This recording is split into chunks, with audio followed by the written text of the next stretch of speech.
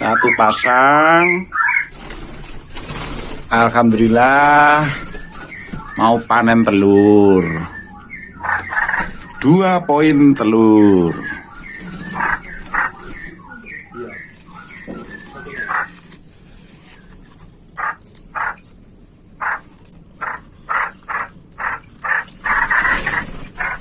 Assalamualaikum dulur kicamania semuanya. Minal aidin wal faizin, mohon maaf lahir dan batin. Kali ini kita berada di BOB Bird Farm untuk melanjutkan dari video yang pertama dahulu, yaitu kisah penangkar sukses dari legenda hidup Mbah Nur, yaitu penangkar Cucak Rowo. Kali ini kita akan melanjutkan video tersebut. Monggo langsung saja kita simak bersama Mbah Nur, BOB Bird Farm.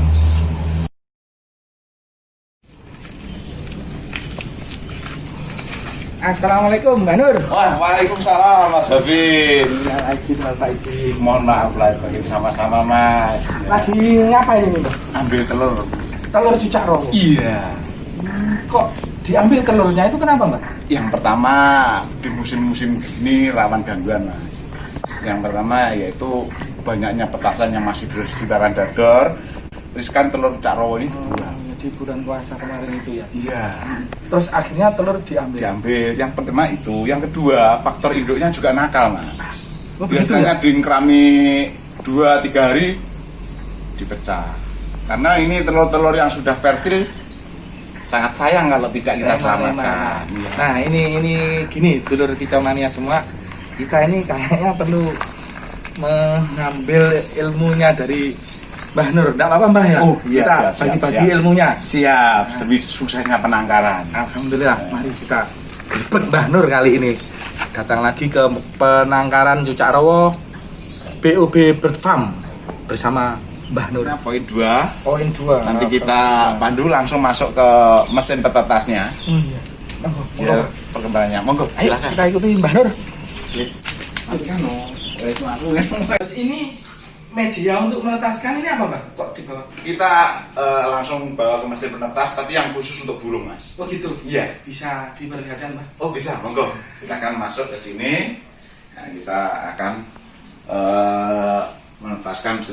Ini suhu kisaran 36,8 sampai 37,2 Untuk suhunya. suhunya. Ya. Ini kita buka dulu Mas, biar mereka turun dulu.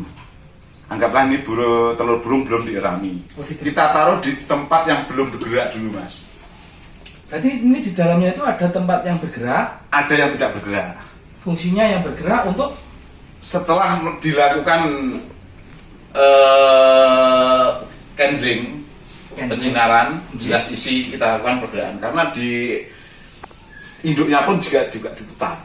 oh ya, telurnya juga dibolak-balik. Iya, secara induknya alamnya dibolak-balik kan. Dibolak-balik Iya. dari indukannya Dari sendiri. induknya sendiri. Nah ini menetap dulu biar tidak, setelah nanti ada benih kita pindah ke yang bergerak. Selama kurang lebih H-2 sebelum menetas. H-2 sebelum meletak. Iya. Nah terus untuk pertanyaan selanjutnya Mbak, ini suhunya tadi bisa disebutkan kembali Mbak berapa, terus caranya gimana, terus berapa lama ini indikasi telur berembrio itu bisa dilihat? Oh, jadi yang pertama cara menetaskan dulu ya. Iya. Nah, itu ada 3 kategori cara dalam mesin tadi. Yang pertama yaitu ditaruh tempat diam dulu sampai usia telur kurang lebih 4-5 hari. 4-5 hari. Ya. Yang kedua, setelah ke hari ke berikutnya 5-6 hari ke atas itu dipindah ke gerak, telur yang gerak 5 sampai ke atas. terus Mbak? H-2 menjelang menetas itu dipindah lagi ke Diam. diam. Betul sekali. Terus yang pertama, suhunya 36,8 sampai 37,2. Kisaran suhu itu ya Mbak? Iya, karena dia sudah ada aturan suhunya otomatisnya. Terus Indikasinya itu indikasi sudah berembrio berembrio atau tidak, itu setelah ditempatkan di diam itu 4 hari, itu biasanya kuning telur sudah ada mekar, ada benang darah semacam laba-laba, dan itu ada titik darahnya gitu, itu gerak. Berarti itu yang berembrio. Yang berembrio. Kalau tidak, dia tidak berkembang. Kuning telurnya tetap kecil. Tapi kalau sudah ada indikasi mekar, melar, itu sudah bisa dipastikan embrio sudah berisi dan dipindah ke rotari atau yang gerak. Terus setelah itu Mbak, itu berapa lama proses penetasan setelah di mesin penetas tersebut? Pengeramannya itu mulai dari 0 hari tadi seperti kita ngambil tadi, ya. Kita masuk ke menetas, jatuh tempenya 14 hari Mas. 14 hari. 14 hari bisa melar sampai 16 hari. Ya. Tapi biasanya kita Rata-rata. bantu dengan cara memecah sebagian apabila sudah ada indikasi tidak kuat pecah. Ya. Jadi jangka waktunya itu 14 hari. Pengeraman. 4 hari pertama didiam, Ya. hari berikutnya digerak, 2 hari menjelang menetas kita diamkan lagi. Total tadi masa pengeraman kurang lebih 14 hari ya Mbak? Ya.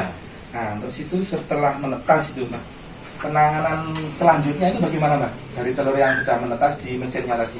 Oh gitu, terima kasih Robin. Yang pertama kita perlu perhatikan setelah telur memecah itu Mas, biasanya kita ke susu diambil, padahal tali plasenta itu masih melekat di telur.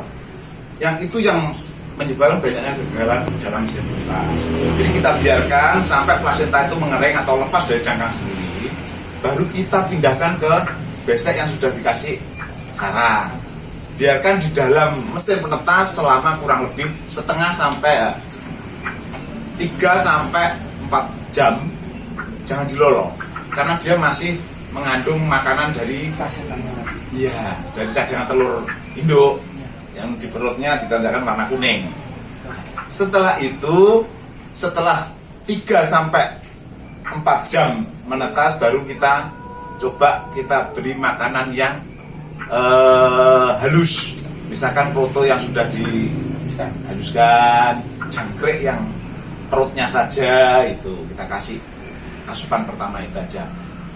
Setelah usia di dalam mesin tetas itu kurang lebih sekitar 4 sampai 6 jam, baru kita pindahkan ke suhu yang lebih rendah Mas. Selisih mungkin kalau tadi di penetasannya suhunya 36 atau 37, di inkubator perawatan itu kita turunkan 1 sampai 2 level Mas. Jadi kisaran 34 sampai 35 derajat Celcius. Jadi penetasan itu ada tempat penetasan sendiri. Iya. Terus untuk perawatan setelah menetas itu ada inkubatornya sendiri ya Pak? Iya, karena nanti kalau terus di mesin menetas matang Mas Nanuke. Karena membutuhkan suhu yang berbeda ya Pak? Iya. Terus selanjutnya Mbak, itu menu makan dari mulai menetas sampai bisa makan sendiri itu kira-kira menunya apa saja ya Mbak? Kalau saya mulai menetas sampai dengan usia 7 hari itu masih menggunakan jangkrik sama kroto Mas. Serangga? Serangga, masih serangga murni. Serangga. Setelah usia berikutnya itu kita campur pakai pur. Pakai pur. Ya, sampai dia belajar notol. Itu yang jadi pertanyaan itu gini Pak, supaya bagi pengalaman ya Pak. Iya, siap-siap. Itu kan mulai menetas itu dikasih serangga, Ya, terus umur 7 hari beranjak ditambahin pur. Ya. Nah, tapi kok secara alami itu burung cucak rawa begitu dapat makan sendiri, kok langsung yang dipilih itu buah-buahan seperti pisang dan pepaya, itu kenapa Mbak itu? Itu sudah naluri Mas. Tanpa kita latih, walaupun dia mulai dari juju itu serangga sampai dengan pur, kalau dia sudah mulai notol, dikasih pisang itu otomatis nalurinya dia itu langsung terbangun, langsung milih pisang. Saya Karena juga heran. Itu pengalaman saya ya. Naluri alamiahnya. Iya. Nah ini Mbak yang unik ini. Iya. Jadi kalau tidak bertanya di ahlinya langsung ini seperti Mbak Nur, mungkin kita bisa menambah pengalaman kita. Nah ini gini Mbak, untuk untuk perbandingan ya supaya dulur-dulur kicau mania semuanya ini biar lebih memahami untuk beternak cucak rowo dan keselanjutannya itu tingkat keberhasilannya antara dierami indukannya sendiri sama dimasukkan ke mesin penetas itu perbandingannya bagaimana Mbak? Biar dulur-dulur kicau mania semua ini bisa membandingkan untuk tahap keberhasilan penangkaran cucak rowonya. Oh, siap. Terima kasih Mas Habib. Seperti yang video sebelumnya yang pernah Mas Habib kesini itu, kami sampaikan bahwasanya cucak rowo itu adalah burung yang sangat sensitif. Nah, oleh karena itu, kalau berbicara tentang keberhasilan antara di mesin dengan di induk, kalau saya pribadi itu cenderung berhasil di mesin penetas. Ya, karena tidak rawan oleh gangguan dari luar. Kadang-kadang Mas Habib, telur sudah isi 5 hari, 7 hari sama induknya dipatok karena adanya gangguan dari luar. Misalkan adanya ancaman predator, adanya musim gini Mas, dar-daran ini. Itu petasan ya, itu, petasan itu biasanya juga buang telur. Nah, itu berarti daripada kita buang, lebih baik kita amankan di penetasan. Tingkat keberhasilannya, asalkan telur isi, hampir menyentuh angka 99% netas. Jadi lebih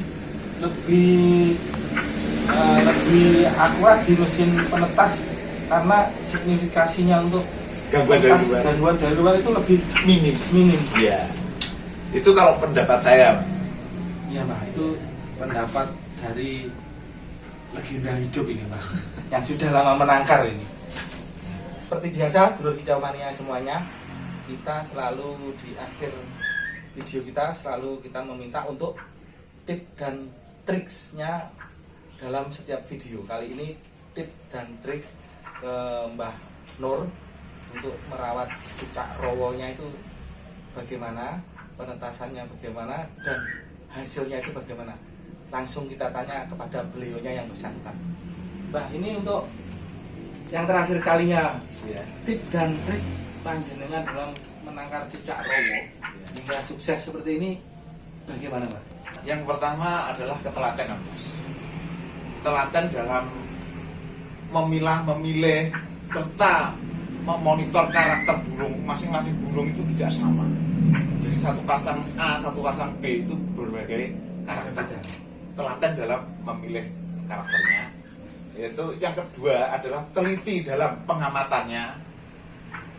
Ini pengamatan nih kapan burung waktunya ngeram, kapan waktunya birahi, kapan waktunya telur, kapan waktunya dia nakal atau tidak, kapan waktunya netas. Nah, itu Yang perlu diperhatikan. iya, teliti, telaten, dan Yang terakhir, cermat.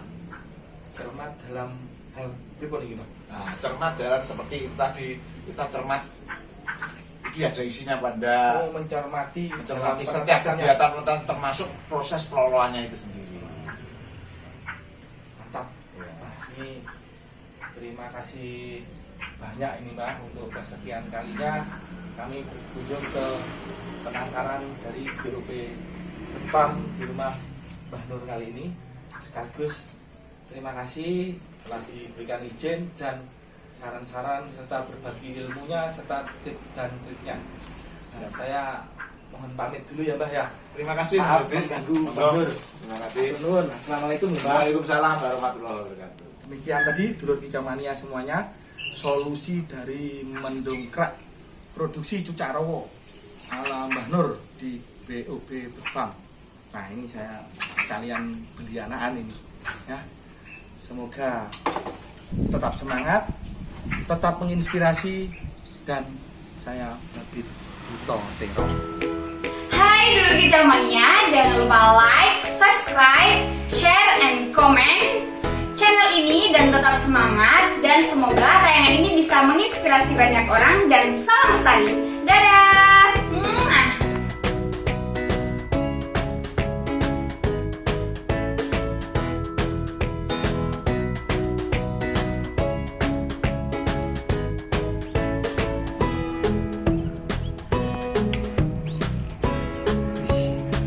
Mantap, anakan cucak rowo.